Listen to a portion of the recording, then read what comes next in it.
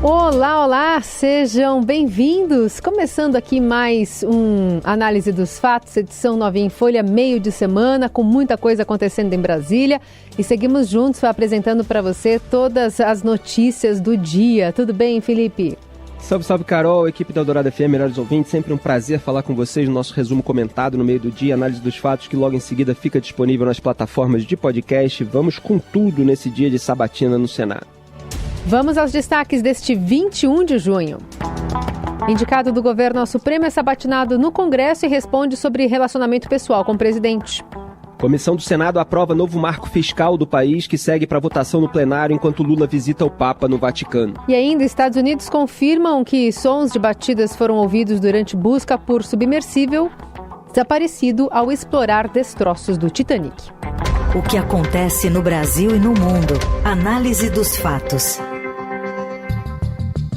Em sabatina na Comissão de Constituição e Justiça do Senado, o advogado Cristiano Zanin Martins, indicado pelo presidente Luiz Inácio Lula da Silva para a vaga no Supremo Tribunal Federal, rebateu a pecha de ser apenas o advogado do petista e afirmou que não se subordinará ao presidente na sua atuação no Supremo caso tenha seu nome aprovado pelos senadores. Avisou ainda que sabe da diferença entre atuar como advogado e ministro do Supremo. Alguns me rotulam como advogado pessoal, porque lutei pelos direitos individuais, mesmo contra a maré, sempre respeitando as leis brasileiras e a Constituição. Também há quem me classifique como advogado de luxo, porque defendi estritamente, com base nas leis brasileiras, causas empresariais de agentes institucionais importantes para a economia e que empregam milhares de pessoas. E ainda me chamam de advogado de ofício, como se fosse um demérito injustificável. De novo, respondo sempre que sempre procurei desempenhar minha função com maestria, acreditando no que é mais caro para qualquer profissional do direito: a justiça. Integrante da CCJ, o parlamentar e ex-juiz da Operação Lava Jato, Sérgio Moro, foi quem fez mais perguntas ao advogado Cristiano Zanin. Ao longo de 15 minutos, foram 14 perguntas disparadas a Zanin. Moro, que condenou Lula no passado, perguntou ao advogado sobre os casos que esteve à frente nesta época e se declarará impedido neles. Essa é a primeira vez em que os dois ficaram cara a cara desde a operação. Zanin foi responsável pelo habeas corpus, que anulou as sentenças e limpou a ficha do então ex-presidente. Zanin é cobrado por outros senadores também sobre sua ligação com Lula e a falta de impessoalidade na indicação. Para sair da CCJ como aprovado, o advogado precisa de 14 votos favoráveis dos 27 titulares do colegiado. A votação é sigilosa e, em entrevista ao Estadão, 15 senadores da comissão já declararam que vão chancelar a nomeação de Zanin à Suprema Corte. O presidente do Senado, Rodrigo Pacheco, pretende levar ao plenário a indicação de Zanin também nesta quarta. Bom, em primeiro lugar, essa declaração do Zanin, de que alguns rotulam ele como advogado pessoal, quando na verdade ele estava defendendo direitos, isso é narrativa, isso é óleo de peroba, é malabarismo retórico. Que ele foi advogado pessoal do Lula nos processos da Lava Jato é um fato concreto objetivo. No Brasil, as pessoas estão perdendo de vista os fatos concretos objetivos e se deixando manipular por narrativas. Então, ele está tentando afastar a pecha de petista, de lulista, querendo garantir que vai atuar com imparcialidade no Supremo Tribunal Federal, justamente porque não pega bem ser um advogado pessoal que está sendo nomeado pelo presidente da República. Sempre não, porque não acontece sempre nos Estados Unidos, mas nas vezes em que se cogitou fazer isso, ou se teve uma iniciativa, houve um repúdio. Essas figuras foram rechaçadas, seja quando o Lyndon Johnson tentou, quando George W. Bush tentou, quando Donald Trump cogitou. Não há condições porque existe ainda uma tradição, uma cultura, um valor moral, um resquício contra o descaramento total. Quer dizer, as pessoas preservam o princípio da impessoalidade, que é usado aqui por ministros do Supremo Tribunal Federal conforme a conveniência. Agora o Alexandre de Moraes está aí, não, mas para indicar ministro do Supremo só precisa ter reputação ilibada, notório saber jurídico. Quer dizer, quando você precisa sair da lei específica para usar o princípio de impessoalidade contra algo que não é do seu interesse, é do interesse de um adversário, etc., ou não está pegando bem, tá, aí você usa. Agora, quando você precisa esquecer o princípio geral e focar só ali na questão específica, aí você faz isso. Quer dizer, é duplo padrão. Tanto que o senador Alessandro Vieira, aproveitando que eu falei isso, já pulo para essa parte, ele citou decisão do Alexandre de Moraes, quando ele proibiu uma nomeação feita pelo Bolsonaro, exaltando o princípio da impessoalidade. Assim como citou frases do próprio Lula naquele debate eleitoral na TV sobre nomear amigo, que ele era contra nomear amigo. Foi lá e nomeou o amigo dele, com quem ele conviveu durante muito tempo. E para quem ele quer telefonar, quer dizer, quer ter um parceiro no Supremo Tribunal Federal. É claro que isso rebaixa a democracia brasileira. Agora, o Lula conta com o apoio aí de senadores, em boa parte que são investigados também, que aderem à narrativa de criminalização da política, para conseguir emplacar o seu próprio advogado no Supremo Tribunal Federal. Cristiano Zanin, questionado pelo Alessandro Vieira se declararia impedido em casos envolvendo seu cliente Lula, ele se limitou a garantir que não vai atuar nos processos em que foi advogado. Então, sobre outros que envolvam o Lula, ele poderá atuar, deverá no sentido de possibilidade, já que ele só fez declarações genéricas, falou todas as medidas que eu possa adotar para assegurar a credibilidade do sistema de justiça, eu adotarei. Quer dizer, é um teatro a que a gente assiste. Ele começou ali essa sessão tentando apresentar credenciais supostamente conservadoras, se dizendo pai de 3 filhos, casado há 20 anos, nascido no interior de São Paulo, ligado ao agronegócio, citou várias vezes a esposa, até o PT ajudou a vazar essa narrativa de que havia questionamentos dentro do partido, porque em outros temas o Zanin seria conservador e tal. Uns bolsonaristas usam isso também para tentar legitimar a indicação do Zanin, bolsonarista, é isso mesmo, porque querem também ter alguém ali que seja contrário a investigações que incomodem os políticos. Então você tem aí uma vitória do sistema, mas que rebaixa a democracia brasileira. O advogado Lula admitiu que estabeleceu com ele, evidentemente, uma relação, mas prometeu essa imparcialidade, sem subordinação a quem quer que seja. Tudo isso é no terreno da promessa. Só que você tem um princípio que deveria ser respeitado, para barrar a indicação. Ponto curioso é que o Cristiano Zanin deixou escapar uma distinção entre a anulação dos processos do Lula e a absolvição em outros. Uma distinção que o Lula e o PT não gostam de fazer, gostam de fingir que o Lula foi absolvido em absolutamente tudo. Não, manobras jurídicas ali que evitaram o julgamento com base nas provas, anularam as provas, que mostram aquilo que aconteceu em razão de questões processuais. E não houve. Quando houve o julgamento com base nelas, o Lula foi condenado em primeira instância, segunda, mantido inclusive no Superior Tribunal de Justiça. Então é um momento de descaramento total no sistema nessa suposta democracia brasileira. Vamos comentar muito ainda a respeito. Na Eldorado, análise dos fatos. Enquanto isso, o presidente brasileiro se reúne a sós nesta quarta com o Papa Francisco. Quem acompanha a agenda em Roma é o colunista da Eldorado e repórter do Estadão, Felipe Frazão. Boa tarde.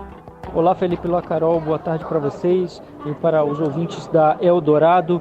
Aqui em Roma, o presidente Luiz Inácio Lula da Silva cumpre uma extensa agenda de compromissos nesta quarta-feira. Ele, de início, se reuniu com políticos locais da Itália no hotel onde está hospedado. Depois foi recebido pelo presidente da Itália, Sérgio Mattarella, no Palácio Quirinale para um almoço ao lado da primeira-dama Janja da Silva. Ambos seguiram para o encontro principal com o Papa Francisco, realizado no Vaticano, e a primeira-dama, inclusive, participou da audiência em que estava previsto inicialmente pelo protocolo do Vaticano, somente a presença do chefe de Estado, mas foi negociado para que ela também pudesse estar presente. Eles discutiram uma série de temas da agenda internacional, passando pela guerra na Ucrânia, e Lula formalizou mais uma vez um convite, agora pessoalmente, para que o Papa visite o Brasil mais uma vez e vá ao Círio de Nazaré, a festa tradicional religiosa, uma das maiores manifestações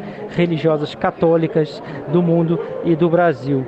Agora o presidente está prestes a chegar no Palácio de Chigi, que é a sede do governo italiano para um encontro que não deveria ocorrer inicialmente, vinha sendo tentado pelo governo, mas que chegou a ser descartado e depois se confirmou entre Lula e a primeira-ministra da Itália, Giorgia Meloni, do Partido Irmãos da Itália, uma política de direita com quem Lula não tem muita afinidade, mas esse é um momento, segundo diplomatas dos dois países, de demonstrar mais pragmatismo na relação e de tentar normalizar a relação entre Lula e o governo italiano em face de alguns atritos e crises diplomáticas do passado.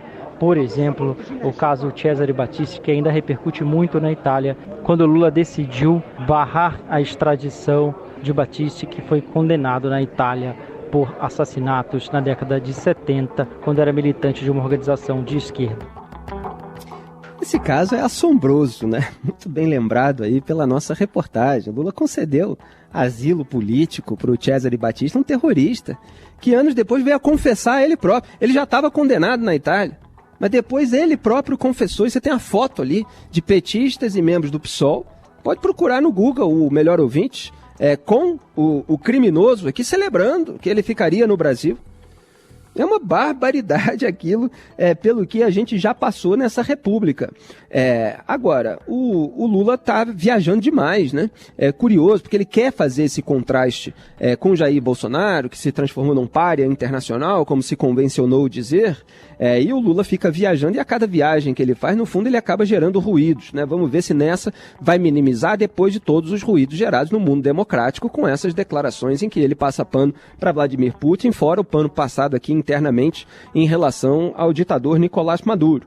É claro que o Lula nunca foi de gostar de encontrar autoridades de outro campo ideológico, assim como o Bolsonaro não é tão diferente assim, né? Mas está tentando amenizar aí com esse encontro com a direita italiana.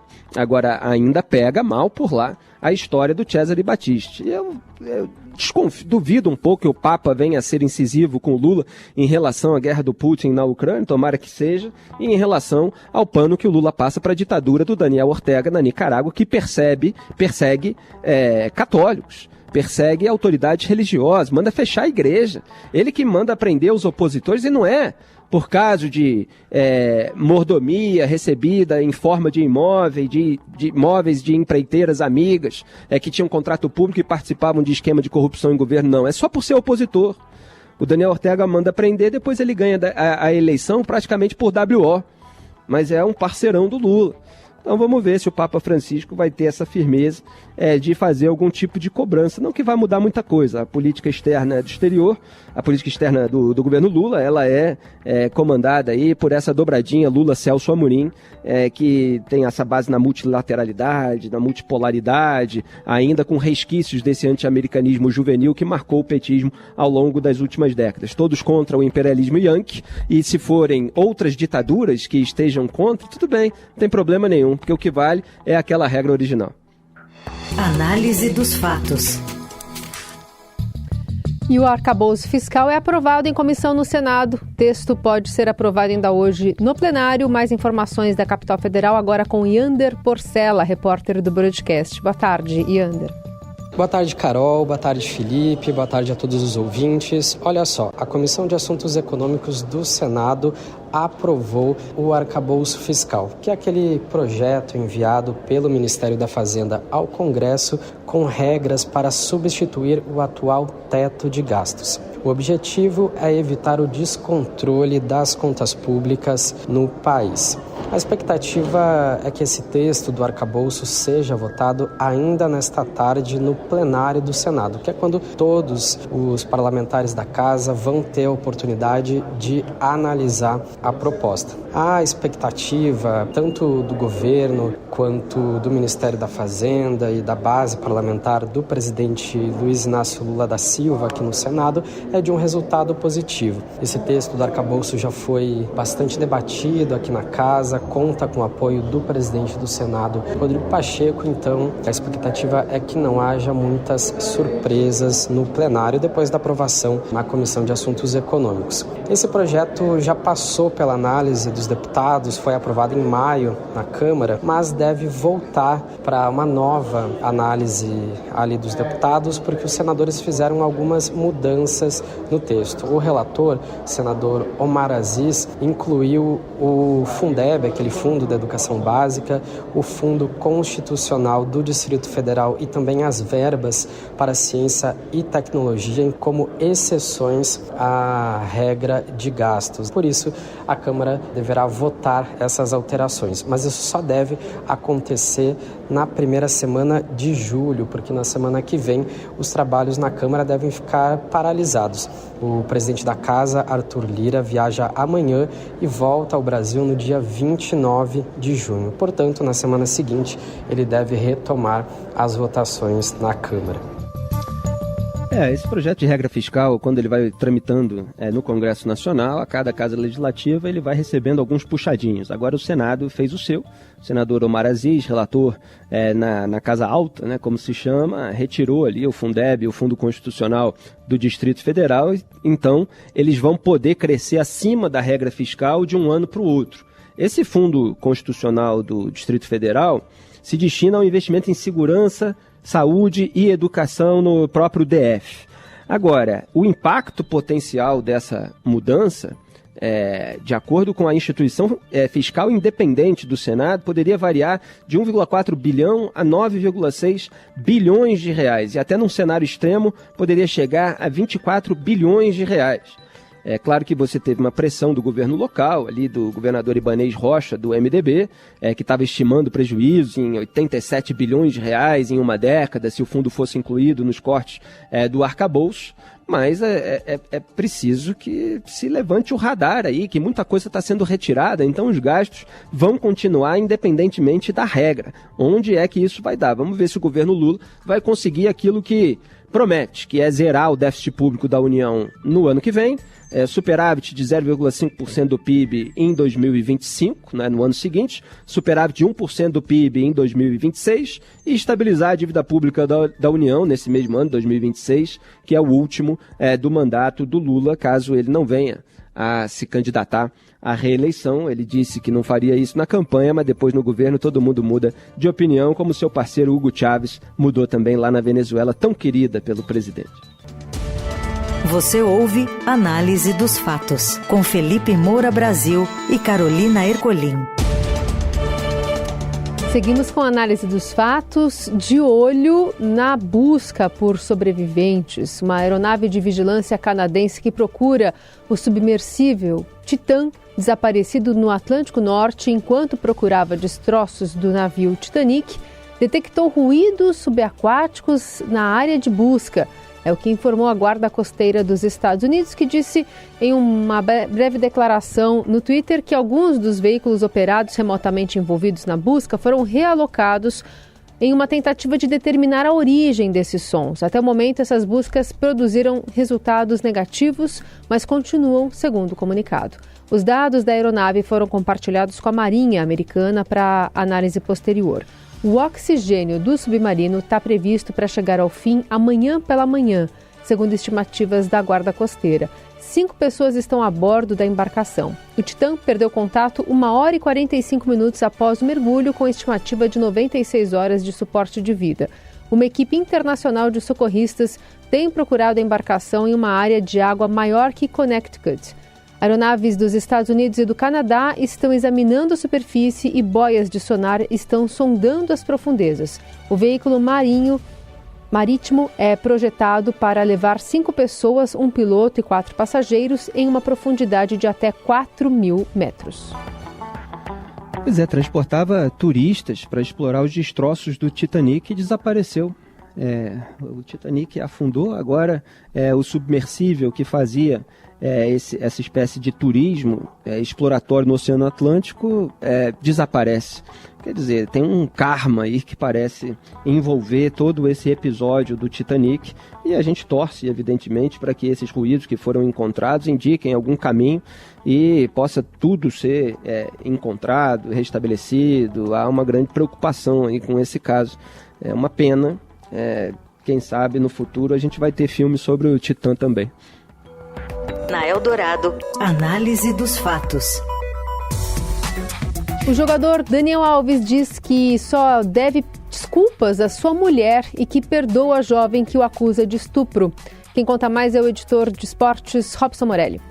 Olá, amigos. Quero falar de Daniel Alves, de uma entrevista que ele deu na Espanha por La Vanguardia, a primeira entrevista depois que ele foi preso, em dia 20 de janeiro. Então, tem 5 meses que ele está preso, foi a primeira entrevista que ele deu. E o Daniel Alves falou uma coisa muito pesada. Disse que só tem que pedir desculpas para a sua mulher, Joana Sanz, e que perdoa, aspas, perdoa a mulher que o acusa de estupro. Daniel Alves contou para o jornalista espanhol sobre a sua inocência, disse que em nenhum momento forçou a barra com a mulher, que não houve estupro e que se tem uma pessoa que ele magoou muito nessa história toda foi a sua mulher, Joana Sanz, com quem ele era casado havia 8 anos e ela se separou dele por causa disso. Ele até admite que contou versões diferentes sobre o caso, primeiramente que não conhecia a moça que o acusava, depois que sim conhecia, depois que sim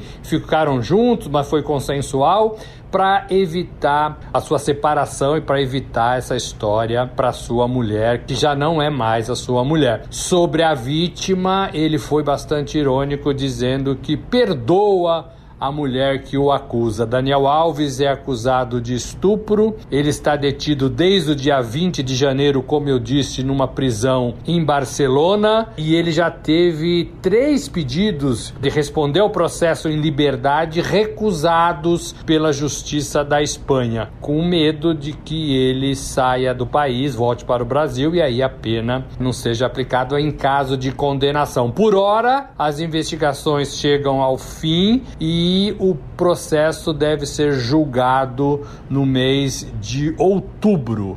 Essa é a informação mais nova sobre o caso, sobre um possível julgamento do caso de Daniel Alves. É isso, gente. Falei, um abraço a todos. Valeu. Daniel Alves certamente está orientado pela sua defesa, pelos seus advogados, a dar esse tipo de declaração, afetando uma grandeza que ele parece efetivamente não ter. É como se ele simplesmente tivesse traído a sua esposa, o que ele tentou negar inicialmente, depois alegou que era para salvar o casamento. E não estuprado a mulher, como a vítima alega, enfim, caso que resultou em todo esse processo. Então ele afeta aquela grandeza de quem perdoa ela por estar supostamente inventando essa história. Agora as provas coletadas, tudo que a gente viu aparecer, elas indicam o contrário. Então a tendência nesse momento é de condenação do Daniel Alves. Ele próprio acabou se prejudicando, porque de repente se tivesse começado já com essa declaração em toda a história, estaria aí com uma defesa mais forte, mas foi se enrolando cada vez mais ao longo do processo e vamos esperar o trabalho da Justiça com todo o relatório do caso para a gente poder julgar melhor. A análise dos fatos fica por aqui. Na produção, edição e coordenação, Laís Gotardo. E os trabalhos técnicos, como sempre, do Moacir Biasi e a mesa de som sempre comandada aqui pelo Carlos Amaral. Um beijo, Carol. Valeu, melhores ouvintes. Até amanhã. Até amanhã. Você ouviu Análise dos Fatos. Se você perdeu esta edição ou quer ouvir de novo, acesse radioeldorado.com.br ou assine gratuitamente o podcast no iTunes, Google Podcast, Deezer ou Spotify.